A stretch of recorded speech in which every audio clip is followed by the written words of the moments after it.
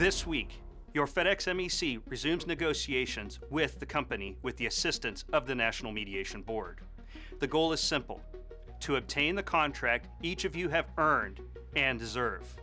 The company will do what the company has always done and make a deal when they decide it's in their best interest to do so.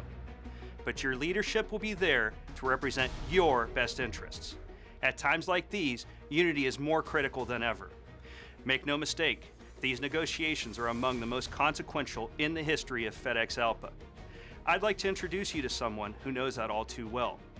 He was there in the beginning, unionizing FedEx pilots. He was in the midst of the turmoil, bringing the very first CBA to our property. Retired Captain Dave Webb, former MEC Chair.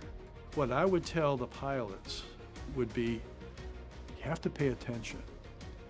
Whether you volunteer to work, and you don't have to do that to pay attention, but you've got to stay abreast of the issues. When the union says, we need your help, you got to show up. You have to show up because the company, John Gustafson is an extraordinary negotiator. He was a protege of my negotiating committee chairman, Bob Kameny. And those guys are as good as you get. It doesn't mean you just show up when it's time to pick it. You got to go to a meeting once in a while, or at least you got to read the minutes of the meeting. You got to ask questions. If you don't believe what your representative is telling you, you need to call them and get clarification. But you have to be involved at some level, and that's critical. Every time the negotiators for FedEx look over the shoulder of Johnny Gustafson and his team and Jose and the MEC, they see thousands and thousands of pilots out there saying, those are my guys, and you need to do what they tell you.